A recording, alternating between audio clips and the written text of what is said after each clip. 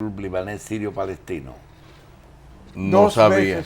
Tú sabías que... No creía que el consultorio le daba tiempo para eso. La esposa del presidente Lula hoy tuvo una hemorragia cerebral y que fue internada en el hospital sirio-palestino de Brasil. De Río de Janeiro.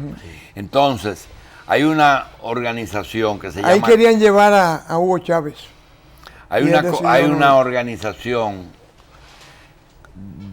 se llama Comunidad Dominico-Libanesa y me piden que invite al doctor Hanna y a toda la comunidad dominico-libanesa a la solemne Eucaristía que con motivo de la visita pastoral de su excelencia Monseñor George Saad Abillunes, obispo católico maronita de México y visitador apostólico de Centroamérica y Venezuela, a celebrarse en la Basílica Catedral Metropolitana Santa María de la Encarnación, Primada de América. Eso será el próximo miércoles 8 de febrero del 2017 a las 6:30 de la tarde. Más adelante seguiremos dando detalles de quienes vienen acompañando al señor obispo Monseñor George Saad Abillunes de México.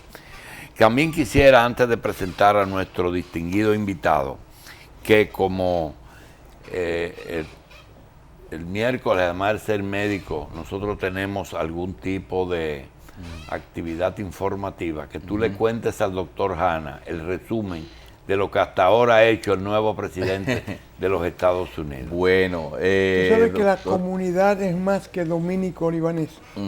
Es sirio, es palestina. Aquí hay emigrantes de Medio Oriente, de diferentes nacionalidades, y no puede ser exclusiva ni excluyente. Bien. Todos confesan posiblemente la misma religión. Perfecto. Doctor Hanna, usted yo conozco a Trump, sí. Usted tiene relación, o sea, tuvo parte de su vida o muchas buenas experiencias relacionadas con el sistema administrativo de salud americano y de conocer la idiosincrasia de ese país. Trump, en sus primeros días en el poder, no tiene una semana, ya saca a Estados Unidos del acuerdo transpacífico, que era un esfuerzo que venían haciendo desde Bush que hasta no llegó Obama. a entrar, pero antes no llegó a entrar. No fue a Congreso.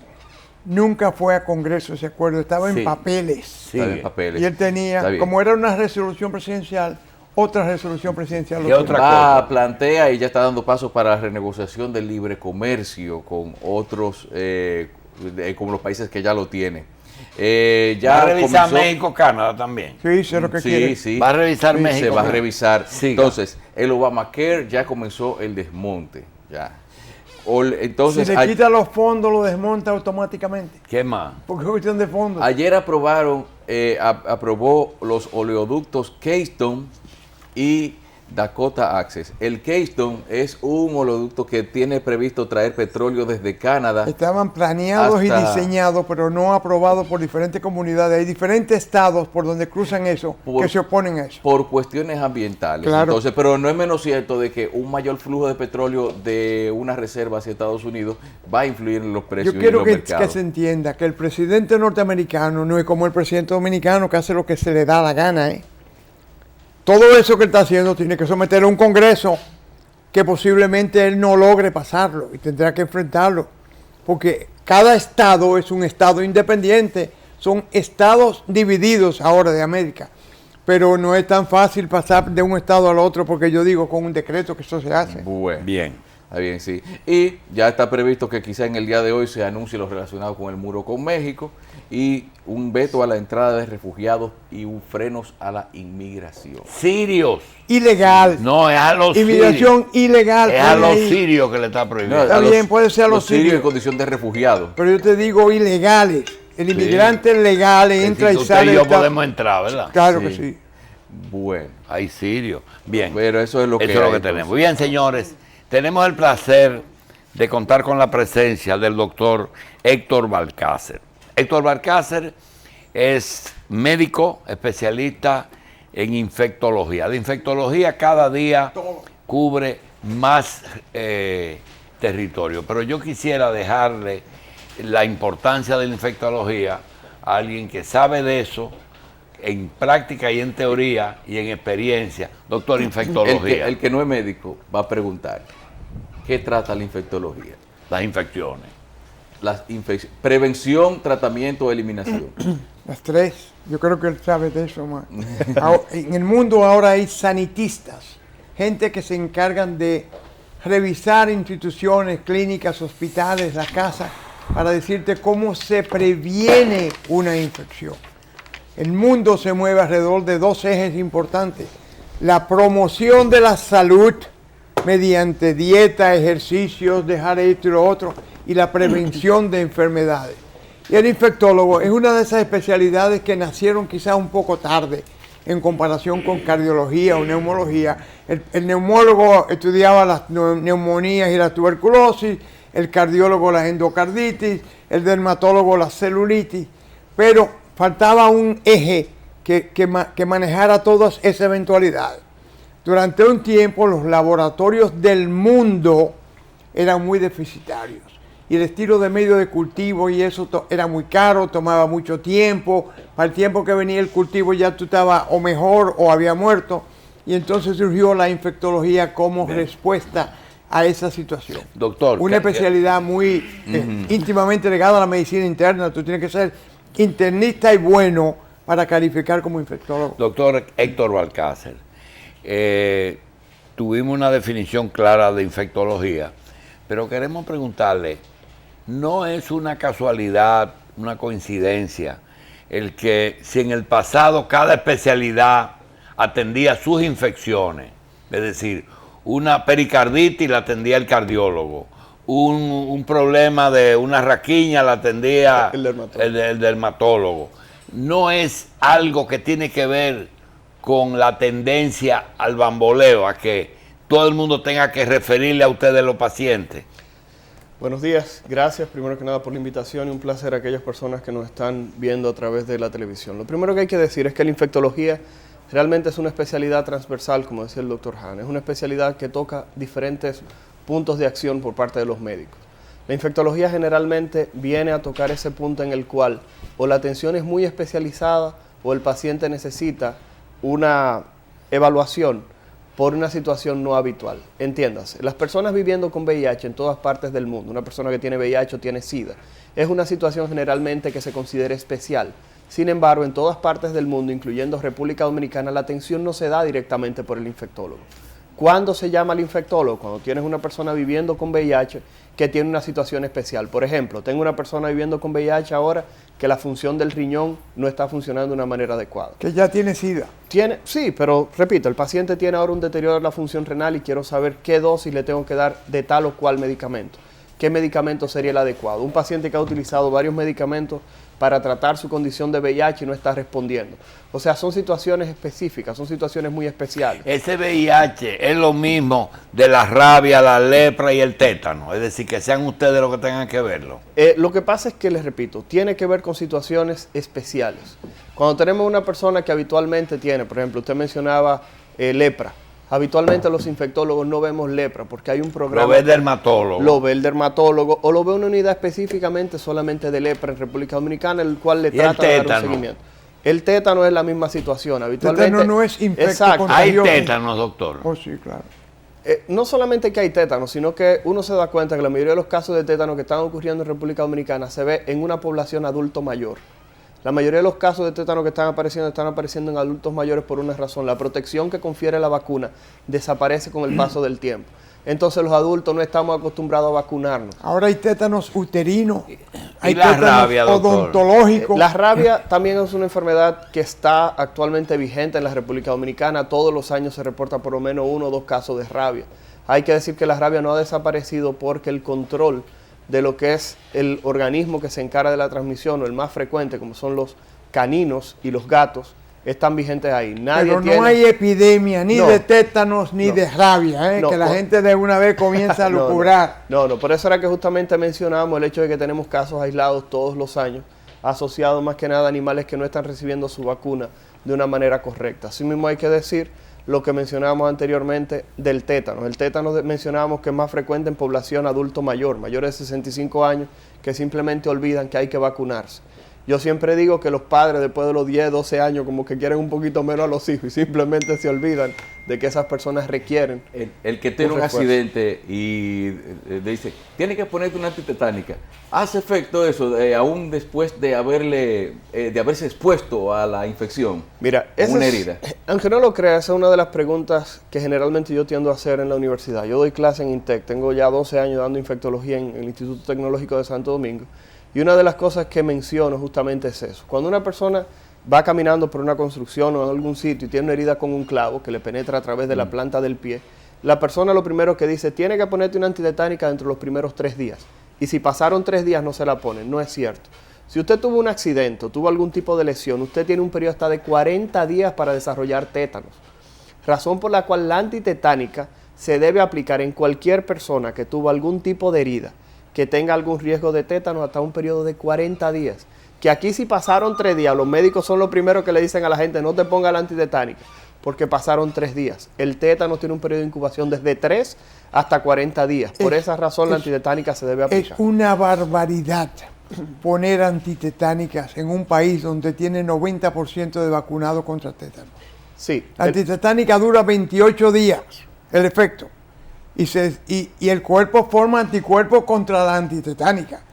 Hay un toxoide tetánico que cuesta $2 que despierta la inmunidad que generó la primera vacuna, y eso es lo que deben estar poniendo las emergencias. Sí, yo tuve un accidente hace 20 años con una herida, o sea, un clavo, un rasguño profundo, una cosa así, y luego de eso me puse la antitetánica. ¿Vuelve y me pasa algo parecido y tengo que ponérmela? Mire, eso es lo que decía el doctor Hanna, es bastante interesante. Tenemos en cuanto a tétano 2 situaciones. Tenemos el llamado antitetánica, la llamada antitetánica, que es una inmunoglobulina. Son defensas que se tomaron de otras personas que tienen defensas contra el tétanos, se ponen en un potecito y cuando tú tienes una exposición al tétanos te lo inyectan. ¿Para qué? Para facilitarte defensas por un tiempito. Antes era de caballo. Exacto, eran equinas antes. Hoy en día son humanas casi todas. Entonces, ¿qué pasa? Esas defensas que te prestan de otra persona, como decía el doctor Hanna, tienen una duración de 2, 3 y en ocasiones hasta 4 semanas. Pero la literatura hoy en día recoge que la protección completa te la da de 2 a 3 semanas. Lo que quiere dejar dicho que si tú tuviste un accidente con un clavo, de 2 a 3 semanas posterior vuelve y te ocurre lo mismo, entonces tienes que volver a ponerte otra antitetánica. Por eso él hablaba del segundo método de prevención que se conoce como toxoide tetánico. El toxoide aquí generalmente se le aplica frecuentemente a las embarazadas. El toxoide no es más que la vacuna contra el tétanos. Es una inyección en el cual te van a colocar esa sustancia, la cual es un derivado de lo que produce el tétano. ¿Qué ocurre? Tu organismo va a desarrollar esas defensas, pero esas defensas te van a proteger por un periodo de tiempo estimado de 10 años si completas el esquema de vacunación. Héctor, si se infecta ese clavo en el pie, sí, ¿qué crece? Lo que pasa es que depende. Recuerden que si es tétanos, esa persona va a tener la presencia del Clostridium tetanus, que es un anaerobio. El problema es que muchas de esas personas, dependiendo de la condición que tenga, si es diabético, si es una persona sana... Anaeróbico quiere decir... que crecen sin presencia de aire, que es una de las situaciones de oxígeno para crecer. Entonces, ¿qué sucede? El doctor Hanna hablaba de 2 situaciones. Uno, la antitetánica propiamente dicha, que es simplemente lo que te pones para protegerte por un tiempito. Y el toxoide tetánico. Esa debería ser la conducta que debe tomarse. Si tuviste un accidente hace 20 años, a ti te debió poner la antitetánica para protegerte de inmediato, evitar que enfermaras. Y el toxoide para hacer que tu sistema inmunológico, o sea, tus defensas, simplemente aumentaran y te protejan en el tiempo. Para ser práctico. Sí. Pincharse cerca de un caballo, pincharse con un clavo o una mujer en estado de embarazo. ¿Cuál de las 2 cosas que se le pone? El problema es el siguiente. A las embarazadas se le pone el toxoide, porque la embarazada no tiene riesgo de desarrollar tétano por el embarazo. Se le pone el toxoide a la embarazada para que ella desarrolle defensa, se lo pase al bebé, y de paso, ni ella ni el bebé, al momento de la realización del procedimiento, del parto o de la cesárea, ella y el niño no desarrollan. La pregunta más común que te hacen es, ¿cuánto tiempo más ese bebé va a estar protegido después que la mamá se ponga el toxoide? Generalmente el niño se protege durante los primeros meses. Generalmente el niño durante los primeros meses de nacido, los primeros 3 meses, tiende a tener protección contra... Y si usted por un error, en vez de esperar 6 meses, lo hace al mes, ¿Le hace daño el toxoide? No, generalmente no tiene ningún tipo de problema. Es tanto así que los recién nacidos se vacunan. Todo el mundo sabe los recién nacidos que le aplican la vacuna de la tuberculosis y la vacuna de la hepatitis B. Hoy en día es una indicación la aplicación de la vacuna de la hepatitis B al momento de nacer. Si la al mamá bebé, tiene, si la madre tiene es portadora del antígeno de superficie del virus de la y si hepatitis el parto es vaginal. El infectólogo debe de ser o debe de tener mucho conocimiento en vacunas. Lo que pasa es que a la fecha, a ¿O pesar es de... enemigo del infectólogo la vacuna? Mire, el asunto de la vacuna es el siguiente. Yo soy de las personas que cada vez que voy a cualquier medio de comunicación siempre hablo que uno de los errores que existe, porque recuerde que la infectología se divide en infectólogos pediátricos e infectólogos de adultos. Yo digo que una de las grandes cosas que se ha olvidado es que el adulto tiene que vacunarse. Entonces yo soy pro vacuna. ¿Por qué razón? Porque independientemente de, se supone que como infectólogo, yo tengo que tratar de minimizar los procesos que pudieran ser severos. Y en este medio la vacunación en el adulto es casi inexistente. El niño se vacuna con difteria, Tétano. tosferina y tétano. Son 3 inyecciones, un mes aparte. Distemper No hay polio. casos de tétano en el mundo con aquellos que han recibido 2 inyecciones. Doctor, Dígame. epidemia o endemia, ¿el mosquito es un aliado de ustedes o un enemigo? Coño, aliado. Ya, Bueno, ya. aún suene cruel, el mosquito realmente, desde el punto de vista de lo que es la práctica médica, se podría considerar un aliado. Desde el punto de vista de lo que es la salud pública, realmente se tiene que considerar como uno de los principales enemigos. Cada vez que leemos en la prensa que hay una enfermedad potencialmente transmitida por mosquito en República Dominicana, inmediatamente se genera cierto temor en lo que es la población. Lo hemos visto, hemos hablado de dengue, hemos hablado de malaria, la cual no ha desaparecido, que muchas personas piensan que ha desaparecido. Este año se han reportado casi 500 casos de malaria. Hay que decir que tenemos también Zika. Malaria y fiebre amarilla. No, Paludismo. la fiebre amarilla es una enfermedad transmitida por un mosquito. Malaria, fiebre amarilla y paludismo no es lo mismo. No, señor. Ninguna de las tres El cosas. paludismo y la malaria es lo mismo, pero la fiebre amarilla es una enfermedad viral. La fiebre amarilla es una enfermedad que se transmite por un virus parecido al virus del dengue, el cual también Y es el un dengue, el flavivirus. Zika y la chikungunya es lo mismo. Son 3 cosas completamente Hable, diferentes. doctor, que necesitamos No, información. entonces, ¿qué sucede? Estamos en un país donde tenemos una población de mosquitos bastante importante. Hay algunas personas que han llegado a decir en el Ministerio de Salud Pública de manera jocosa de que la Aedes aegypti es el ave nacional en la República Dominicana. Sí. Es una de las frases que se han acuñado en nuestro país. Entonces, ¿qué sucede? Cada vez que tenemos una enfermedad que se transmite por mosquito, todo el mundo tiembla. Por ejemplo, el otro día se está hablando del virus del mayaro, que es una enfermedad que tiene muchas manifestaciones bastante similares a lo que es el dengue. Entonces, en ese sentido, simplemente hay que decir que cada vez que se habla de eso, sabemos que en nuestro territorio posiblemente vamos a tener algún brote de esto. Muchas personas no saben que en América del Sur y en Centroamérica ya hay un nuevo virus que está circulando, que se llama el virus de Oropuche. Este es un virus que también tiene manifestaciones muy parecidas a todas las anteriores. A pesar de que es una familia diferente de virus, se transmite por un mosquito bastante frecuente en nuestro país.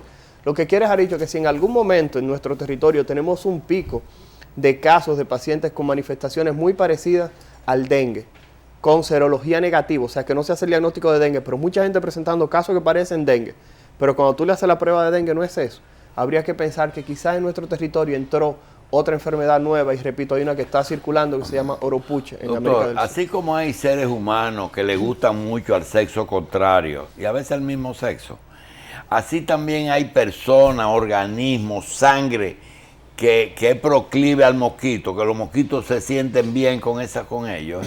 ¿Se ha hecho algún trabajo en eso? Sí, aún el doctor está mencionando eso. El doctor lo que está preguntando es si realmente hay algunas personas con mayor predisposición al que el mosquito vaya a picarle. Es Sí, cierto. exacto. Sí. Eso es real. Hay personas que el tipo O, el mosquito, no se entiende por qué, se siente más afín a este tipo de sangre. A los O. A los O. Y los mosquitos simplemente prefieren acercarse a ese grupo de personas. Es lo mismo que el mosquito prefiere picar a la población pediátrica, a los niños. ¿Por qué razón? Porque los niños tienen menos vello a nivel de las extremidades y el mosquito les es más fácil la picadura. Los inmunólogos te dicen que cuando el sistema inmunológico no está maduro o está senil, que disminuye Al principio y al final. su capacidad, hay más tumores malignos, hay más infecciones y más de todo. Es la inmunología de cada uno la que Y falla. hay personas que pueden ser picadas y no afectadas. Para nada, la mayoría. Pero ahí precisamente quería yo preguntarle. La Por ejemplo, mayoría. estamos hablando de su especialidad, brega con infecciones que llegan en virus por aire, por contacto, por consumo, por heridas, por picada de mosquitos, pero hábleme de las infecciones, si es que es el caso, de que son generadas por fallas dentro del organismo, por fallas propias del sistema inmunológico. Mire, sé por dónde usted anda, porque hay muchas personas que van al consultorio simplemente para decirme, doctor Balcácer, yo vine aquí donde un infectólogo porque yo estoy teniendo mucha gripe. Y a mí me dijeron que eso es porque yo tengo la defensa baja. Ajá. Lo primero es que generalmente los procesos que tienden a comprometer el sistema inmunológico de una persona pueden ser de dos tipos. Usted nació con eso, o usted con el paso del tiempo desarrolla una disminución de su sistema inmunológico. Como decía el doctor Hanna, puede ocurrir de una manera natural. A medida que vamos envejeciendo, todas nuestras funciones van disminuyendo y el sistema inmunológico no se queda fuera de esta situación. Por eso vemos que un proceso neumónico en una persona mayor de 55 años no se comporta igual que una persona que está 35. En sus 35 años. El proceso en mayores de 55 años tiende a ser más agresivo. La segunda parte, que es la parte que tiene que ver con adquirir un proceso de inmunodeficiencia, generalmente tiene que ver con el consumo de medicamentos. Hay medicamentos que se reconocen que pueden disminuir la función del sistema inmunológico. Hay otras que tienen que ver con la dieta. Hoy en día estamos en un momento en el cual las personas se ponen a dieta por cualquier cosa. La apariencia física es algo sumamente importante para la sociedad en la cual nos desarrollamos. Razón por la cual hay muchas personas que ni consumen las calorías que necesitan y hay personas que no ingieren los componentes que deberían ingerir. Todo esto tiene repercusión sobre el sistema inmunológico. Hay otros procesos que inmunodeprimen, como es el caso del VIH, que lo mencionamos con anterioridad. Las personas hoy en día desarrollan cáncer y reciben tratamientos que cada vez son más agresivos. El tratamiento para el cáncer, el tratamiento que se utiliza para los procesos reumatológicos como lupus, artritis. Hay medicamentos que pueden hacer que tu sistema inmunológico no funcione de una manera adecuada porque esas enfermedades son asociadas a trastornos de tu sistema inmunológico. ¿Y de qué manera tú puedes disminuir la sintomatología? Cuando tú utilizas medicamentos que frenan el sistema inmunológico de esas personas. Por ejemplo, las personas que tienen artritis, se le inflaman las articulaciones de la mano porque el sistema inmunológico de esas personas está atacando parte de los componentes de la articulación. ¿De qué manera yo puedo frenar esa inflamación? Frenando el sistema inmunológico. Entonces, depende. Lo primero que hay que hacer es averiguar por qué razón tú entiendes que tienes una falla en tu sistema inmunológico. Y por último, es generalmente definir que quizá no es un problema de tu defensa, sino que tienes un proceso alérgico. Doctor Sumamente frecuente a personas que van al consultorio y me dicen, doctor, tengo una gripe que no se me quita. Y cuando tú le preguntas, ¿tienes fiebre? No. ¿Estás teniendo algún tipo de expectoración? No. Pero ¿Y qué tengo te pasa? los glóbulos blancos bajitos. Exacto. Y el problema es que esas personas muchas veces lo que tienen es un proceso alérgico. Y cuando tú le quitas el proceso alérgico, cosas tan frecuentes como que tú eres una persona que tiene reflujo gastroesofágico, un problema a nivel del estómago, tienes reflujo de ese ácido que llega hasta aquí arriba y la persona se le irrita la garganta y tose hasta por eso. Medicamentos que se utilizan para la presión causan tos. Entonces las personas lo primero que tienen que hacer es poder diferenciar la causa. Y por eso el doctor Hanna decía que una persona que es infectólogo tiene que hacer primero medicina interna para poder conocer esa gama. Que Doctor, es una de las cosas. te voy a hacer una pregunta para que te luzca. En el mundo hay una gran preocupación por el uso y abuso de los antibióticos, Wow. que ha generado inclusive una megabacteria que es resistente hasta la vancomicina, que era como el papa de la medicina. Sí. ¿Tu opinión sobre eso? Ok, lo primero que hay que decir es que nuestro país es de esos entornos en los cuales se favorece lo que se conoce como resistencia bacteriana. Es decir, las bacterias, con el paso del tiempo, con la exposición a los antibióticos que se utilizan, se vuelven resistentes y llega un momento en que el antibiótico que tú utilizabas anteriormente ya no lo puedes volver a utilizar porque ya la bacteria es resistente. En nuestro país tenemos un problemita y es el siguiente. Eso comenzó con la sulfa, después la penicilina, después la es moxi, el después orden. la ampi. Exacto. Entonces, ¿qué sucede? Estamos en un país donde usted va a la farmacia y usted le dice al farmacéutico... Y un carajito que atiende ahí. Exacto, que posiblemente ni es farmacéutico ni es médico, No, sino que un visitador fue y le presentó un producto. Le dice, no, llegó este antibiótico, qué buenísimo para eso que tienes. Y la persona utiliza el Y antibiótico. te voy a dar algo por la cantidad que me compras. claro. Exactamente. Entonces, ¿qué ocurre? El problema es que muchas personas no ven el uso indiscriminado de antibióticos como como un threat, una amenaza. no lo ven como una amenaza. ¿Y por qué no lo ven como una amenaza? Porque entienden que si alguien está tomando antibióticos, eso no es problema. El asunto es que el uso de antibióticos determina las bacterias que una persona tiene en su organismo. Y una persona que en una casa utilizó un antibiótico y después tiene una abuelita que le da una neumonía, esas bacterias de la abuelita generalmente la tomó del medio. Y la bacteria que es más resistente a los antibióticos es la bacteria que menos frecuentemente se muere en el medio. Y esa abuelita que hizo una neumonía, que tomó una bacteria de un sobrino que vive tomando antibióticos, ahora tiene una infección que en el hospital ninguno de los medicamentos que le están utilizando posiblemente le puede salvar. Ustedes han hablado de que como que los antibióticos o pasan de moda o se descubre otro más importante o el cuerpo se hace resistente. La bacteria. La bacteria, no el La cuerpo. bacteria aprende. Ahora, hay enfermedades que uno a veces piensan que desaparecen y otras que realmente como que se... Gonorrea, papiloma, Sífilis. chancro, Sífilis. sífilis. Todo eso desapareció ya. No. No Mira, ha desaparecido. Y, doctor, y no solamente que no ha desaparecido,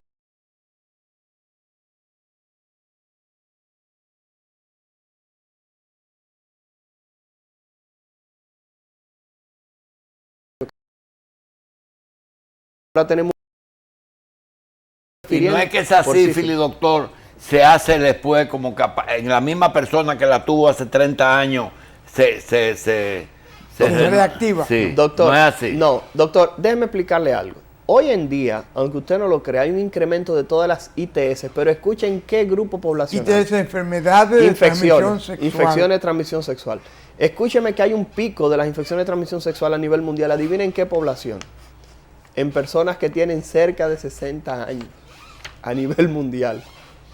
Oye, en divorciadas, recién divorciadas, que se van a los happy hour y creen que ellas tienen que acabar con todo el mundo. Es una población con VIH, infecciones. Ahora es clamidia. Ustedes le cambian el nombre. Ahora es clamidia, ya no es gonorrea, pero... Y el papiloma también es sexual. Sí, doctor, déjeme decirle algo que le mencionaba de las infecciones de transmisión sexual habituales como la gonorrea y la sífilis, que van en incremento a nivel mundial, utilizando estadísticas internacionales. Van en incremento en poblaciones de avanzada edad porque tenemos ahora una población que ya no tiene responsabilidad de crear a sus hijos. No tiene por qué darle un ejemplo a nadie. Entienden que la vida se está terminando. Tienen su dinero. No usan condones. Entonces Y ya, no utilizan preservativos. entonces, doctor, Y los estimulantes entonces ya sexuales. el arquetipo que nosotros vimos del guardia joven, ya ese no es así. No y es, pobre. no es la persona habitual que a nivel internacional está presentando infecciones de transmisión sexual por una razón. Hoy en día estamos viviendo la época de las películas de pornografía con preservativo.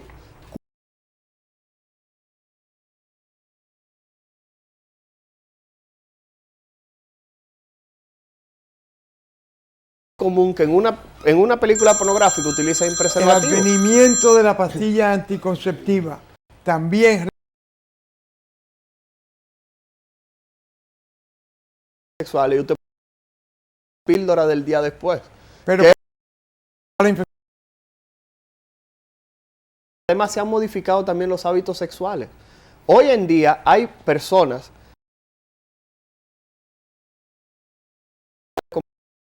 y el sexo oral se ha y el otro, el que tal vez es una complicación terciaria de la sífilis. De la sífilis. Es un compromiso degenerativo de los cordones posteriores de la médula. Claro. Porque la sífilis luego de que ocurre, Tú o no pasa sabes. por muchos años, 20, 30 años las personas. Doctor, óigame, las vías normales de relaciones sexuales, pene, vagina. La otra es recto, boca. El recto, la mucosa rectal es más propicia, es más fácil de absorber infecciones que las otras. La saliva protege más que la mucosa rectal. Ahí hay Doctor, yo como- creo que nosotros estamos en la edad de piedra de la sexología realmente.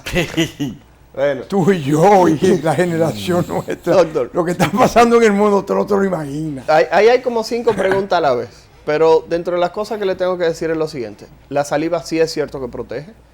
La saliva tiene una enzima que se llama lisozima, la cual disminuye la probabilidad de transmisión de algunas infecciones de transmisión sexual. Como quiera, aquellas personas que nos están viendo deben entender que el sexo oral Es un método de transmisión de sífilis, gonorrea, clamidia, papiloma.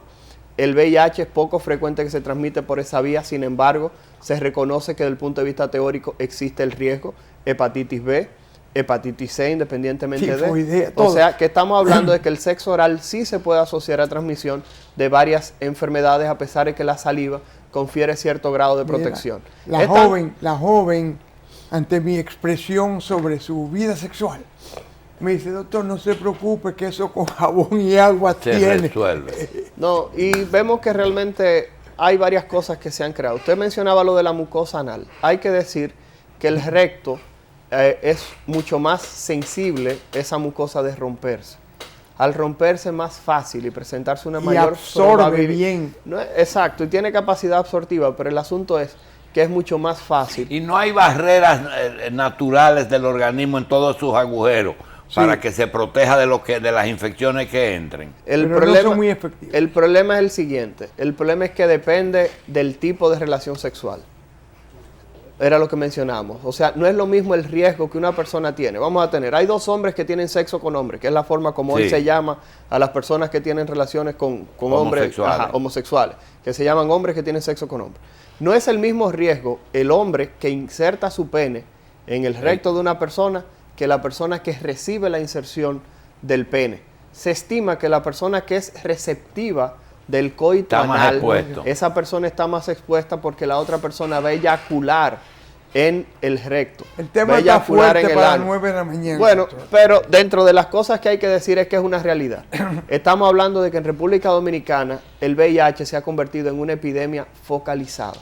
¿Eso se ha reducido o está aumentado según Está estable. 40.000 casos hay aquí de VIH. ¿Cuánto? 40.000. No, se estima que son 64.000 personas viviendo con VIH. O sea, el 0.8 de la población en República Dominicana se supone que tiene VIH. Eso es que de cada 1.000 dominicanos que estén reunidos en un sitio, 8 tienen VIH. Hace 10 años, hace 15 años, 2% de las mujeres embarazadas tenían VIH. Sí, lo que después bajó 1.6 y por lo menos a 1%. Y ahora está en 0.8, que es cercano a un 1, como el doctor Hanna dice. Lo que hay que decir es lo siguiente.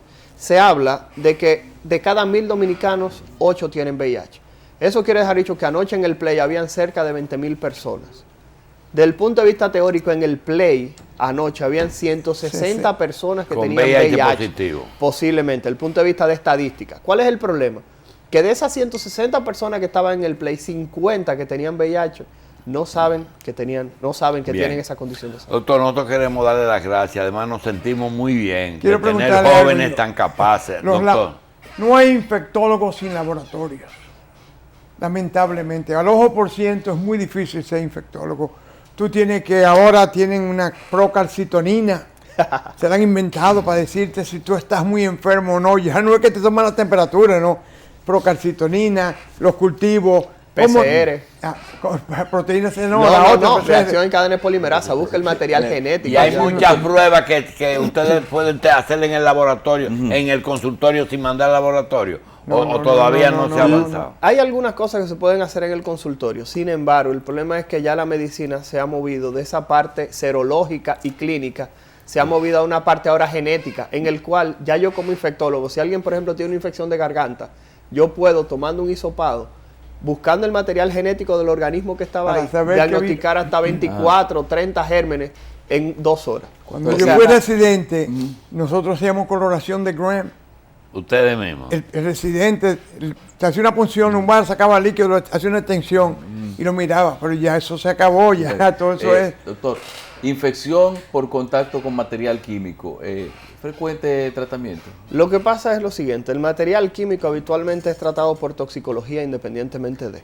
Los pacientes que se exponen a situaciones que pueden ser abrasivas o que pueden ser tóxicas por radiaciones o que pueden ser tóxicas por temperatura. No es infectología. Generalmente ese tipo de procesos tiene que ver o con toxicología o tiene que ver con el área que habitualmente tiende a ser lesionado. Aunque sea tóxico el tubo o un tiro, tú no mueres de envenenamiento por plomo. Gracias y lo felicito, doctor, por la actualización que usted tiene. Gracias. Doctor Héctor Balcácer, infectólogo.